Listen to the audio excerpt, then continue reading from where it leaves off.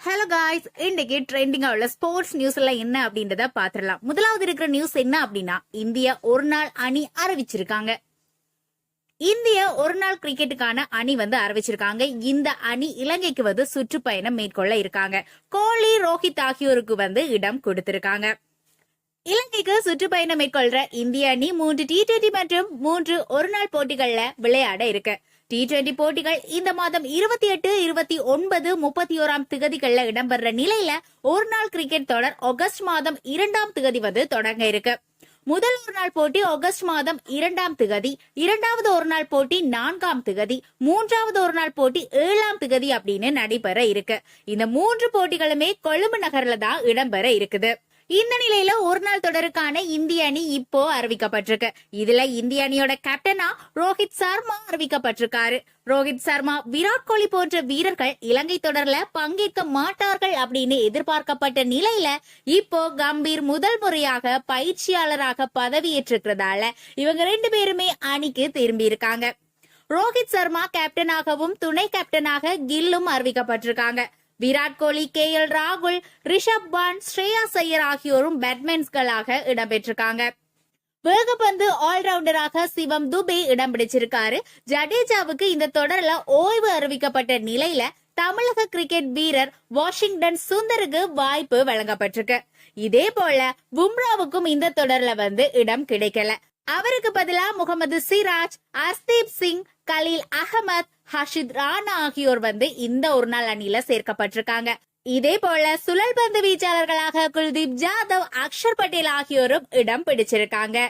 இதே போல ஒரு நாள் அணியில அறிமுக வீரராக ரியான் பராகுக்கு வாய்ப்பு வழங்கப்பட்டிருக்கு. T20 அணியில இடம் பிடித்திருந்த ஹார்திக் பாண்டியா ஒரு நாள் போட்டிகள்ல இடம்பெறல. இதே போல முகமது சாமி இலங்கைக்கு எதிரான தொடர்ல பங்கேற்பார் அப்படின்னு எதிர்பார்க்கப்பட்ட நிலையில அவருக்குமே ஓய்வு வழங்கப்பட்டிருக்கு. நம்ம லிஸ்ட்ல அடுத்ததா இருக்க நியூஸ் என்ன அப்படின்னா, ஹார்திக் பாண்டியாவுக்கு ஆப்பு. ஏன்னா T20 அணியோட புதிய கேப்டனா சூரியகுமார் ஜாதவ BCCI அறிவிச்சிருக்காங்க. இலங்கைக்கு சுற்றுப்பயணம் மேற்கொள்ள இருக்கிற இந்திய அணி 3 T20 போட்டிகள்ல விளையாட இருக்கு. அது மட்டும் இல்லாம சர்வதேச T20 கிரிக்கெட்ல இருந்து ரோஹித் சர்மா ஓய்வு பெற்றதால இந்திய அணியோட அடுத்த கேப்டன் யாரு அப்படின்ற கேள்வி ரசிகர்கள் மத்தியில எழும்பி இருந்தது. அடுத்த கேப்டனுக்கான ரேஸ்ல ஹார்திக் பாண்டியா முன்னிலையில இருந்தாரு. திடீர்னு பார்த்தா சூரியகுமார் ஜாதவ் பேரும் உச்சரிக்கப்பட ஸ்டார்ட் ஆயிட்டு. அதே போல தேர்வு குழுவினரிடையே கருத்து வேறுபாடு ஏற்பட்டதால இந்திய அணியை அறிவிக்கிறதுல தாமதமும் ஏற்பட்டிருந்தது. இந்த நிலையில இலங்கை அணிக்கு எதிரான T20 தொடருக்கான இந்திய அணி அறிவிக்கப்பட்டிருக்கு. அதன்படி இந்திய அணி T20 அணியோட புதிய கேப்டனாக சூரியகுமார் ஜாதவ் நியமனம் செய்யப்பட்டிருக்காரு. அதே போல துணை கேப்டனாக சுப்மன் கில் நியமனம் செய்யப்பட்டிருக்காரு. T20 உலகக்கோப்பை தொடர்ல இந்திய அணியோட துணை கேப்டனாக இருந்த ஹார்திக் பாண்டியா அந்த பொறுப்புல இருந்து நீக்கப்பட்டிருக்காரு. அதே போல இந்த அணியோட தொடக்க வீரர் ஜெய்ஸ்வால் இடம் பிடிச்சிருக்காரு. விக்கெட் கீப்பாளர்களாக ரிஷப் பண்ட் மற்றும் சஞ்சு சாம்சன் ஆகியோர் தேர்வாகி இருக்காங்க. அது மட்டும் இல்லாம ரிங்கு சிங், ரியான் பராக், சிவம் துபே, அக்ஷர் பட்டேல், வாஷிங்டன் சுந்தர், ரவி பிஷ்னாய், கலீல் அகமத், சிராஜ், அர்ஷ்தீப் சிங் ஆகிய வீரர்களும் தெரிவாகி இருக்காங்க. ரோஹித் சர்மா, விராட் கோலி, ஜடேஜா ஆகிய 3 வீரர்களோட இடங்களுக்கு ஜெய்ஸ்வால், சுப்மன் கில் மற்றும் வாஷிங்டன் சுந்தர் ஆகியோர் கொண்டு வரப்பட்டிருக்காங்க. நம்ம லிஸ்ட்ல இருக்க அடுத்த நியூஸ் என்ன அப்படின்னா, IPL ஒரு அணியை வாங்குறதுக்கு அதானி ரெடியாகி இருக்காராம். பேச்சுவார்த்தை நடந்துட்டு இருக்கா. மதிப்பு என்ன, அந்த அணி என்ன அப்படின்றதான் பார்க்க போறோம். IPL தொடர்ல 2022ஆம் ஆண்டு 2 புதிய அணிகள் அறிமுகம் செய்யப்பட்டிருந்தது. அதுல குஜராத் அணிய CVC கேபிட்டல்ஸ் அணியும், லக்னோ அணிய RBSG நிறுவன உரிமையாளர் சஞ்சீவ் ஹயாங்காவும் பெருந்தொகையை கொடுத்து வாங்கி இருந்தாங்க. அதுல குஜராத் அணி 5625 கோடிக்கு வாங்கப்பட்டிருந்தது. முதல் சீசன்லயே ஹார்திக் பாண்டியா தலைமையில சாம்பியன் பட்டம் வென்ற நிலையில 2வது சீசன்ல இறுதி போட்டியில தோல்வி அடைஞ்சிருந்தது. அதுக்கப்புறமா 3வது சீசன்ல சுப்மன் கில் கேப்டனாக நியமனம் செய்யப்பட்டிருந்தாரு. புதிய அணிக்கான ஏலத்தின் போது இந்தியாவோட முக்கியமான தொழிலதிபர்கள் ஒருவரான கௌதம் அதானியும் பங்கேற்றிருந்தாரு. IPL தொடர்ல அணியை வாங்க முடியல அப்படின்றாலுமே மகளிர் பிரீமியர் லீக் தொடர்ல அகமதாபாத் அணிய 1289 கோடிக்கு வாங்கி இருந்தாரு. இந்த நிலையில கௌதம் அதானியோட கண் IPL அணியோட பக்கம் திரும்பி இருக்கு. அதன்படி குஜராத் அணியோட உரிமையை கொண்டுள்ள சிபிசி நிறுவனத்திடம் அந்த அணியோட அதிக பங்குகளை வாங்க அதானி மற்றும் ரோரன் நிறுவனங்கள் பேச்சுவார்த்தை நடத்திட்டு இருக்கு. தற்போது குஜராத் அணியோட மதிப்பு ரூபாய் 1300 கோடிக்கும் அதிகமாக கணக்கிடப்பட்டிருக்கு. ஒரு ஐபிஎல் அணியை வாங்கும் போது அந்த அணி மூலமாக லாபம் ஈட்டுறதுக்கு 4 முதல் 5 ஆண்டுகள் வரை காலம் பிடிக்கும். ஏன்னா ஒளிபரப்பு உரிமை, விளம்பர உரிமை, டிக்கெட் விற்பனை உள்ளிட்டவற்றை குறைந்தபட்சம் ஒவ்வொரு அணியுமே ஆண்டுக்கு 700 கோடி வரை லாபம் ஈட்டிட்டு வரும். இதனிடையே குஜராத் அணியோட தங்களோட பெரும்பான்மை பங்குகளை விற்க தயாராகி வருது. இதை அறிந்து அதானி மற்றும் ட்ரோன் நிறுவனங்கள் பேச்சுவார்த்தை நடத்தியுள்ளதாக சொல்லப்படுது. ஆனா அணியோட பங்குகளை விற்பனை செய்ய பிப்ரவரி மாதம் வரை அனுமதி கிடையாது. அதுக்கப்புறமா தான் இந்த ஒப்பந்தம் நடக்கிறதுக்கான வாய்ப்புகள் இருக்கிறதாக பார்க்கப்படுது. பொறுத்திருந்து பார்க்கலாம் அதானி குஜராத் அணியோட பங்குகளை வாங்க போறாரா இல்லையா. நம்ம லிஸ்ட்ல இருக்க அடுத்த நியூஸ் என்ன அப்படின்னா ஹார்திக் பாண்டியா பற்றிதான். மனைவியால கேப்டன் பதவியை இழந்திருக்காரா ஹார்திக் பாண்டியா? பிசிசிஐ ஏன் இந்த முடிவை எடுத்தாங்க அப்படின்றதான் பார்க்க போறோம். இலங்கை அணிக்கு எதிரான ஒரு நாள் தொடர்ல T20 தொடருக்கான இந்திய அணி அறிவிக்கப்பட்டிருந்த நிலையில ஹார்திக் பாண்டியா கேப்டன் இல்ல சூரியகுமார் ஜாதவ் தான் கேப்டன் அப்படின்றத அறிவிச்சிருந்தாங்க. கடந்த 2024 T20 உலக கோப்பைக்கான அணியில ஹார்திக் பாண்டியா இந்திய அணியோட துணை கேப்டனாக இருந்தார். அது நம்ம எல்லாருக்குமே தெரியும். ரோஹித் சர்மா T20 போட்டிகள்ல இருந்து ஓய்வு பெற்றதுக்கு அப்புறமா ஹார்திக் பாண்டியா தான் அணியை லீட் பண்ண போறாரு அப்படின்னு எல்லாருமே எதிர்பார்த்துட்டு இருந்த அந்த நிலையில சூரியகுமார் ஜாதவ் தான் இந்திய T20 அணியோட கேப்டன் அப்படின்னு அறிவிக்கப்பட்டிருந்தது. இதன் பின்னணியில புதிய பயிற்சியாளர் கம்பீர் இருக்கிறதாக சொல்லப்படுது. ஆனா அவர் ஹார்திக் பாண்டியா வேணாம் அப்படின்னு ஒரு முடிவெடுக்கிறதுக்கு என்ன காரணம் அப்படின்ற கேள்வி இப்ப எழும்பி இருக்கு. இது குறித்து பல தகவல்கள் பலம் வந்துட்டு இருக்கு. அதுல முக்கியமான ஒன்றுதான் அவரோட மனைவி குறித்த விவகாரம் அப்படின்னு சொல்லப்படுது. ஹார்திக் பாண்டியா மற்றும் அவரோட மனைவி நடாஷா ஆகியோர் விவாகரத்து பெற இருக்காங்க. அதனாலதான் அவரை கேப்டனா போடல அப்படின்னு சில வட்டாரங்கள் சொல்லிட்டு இருக்காங்க.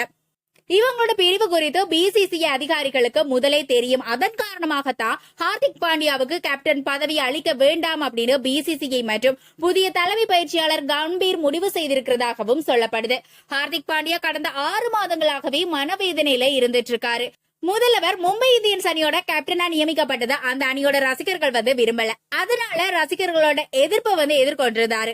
அந்த அணியோட வீரர்கள் மத்தியிலையும் அவருக்கு ஆதரவு இல்ல. அடுத்து அவரது தனிப்பட்ட வாழ்விலையும் மனைவியோட கருத்து வேறுபாடுகள் காரணமாக அவர் சோகத்துல இருந்திருக்காரு. இப்போ விவாகரத்தும் பெற்றிருக்காரு.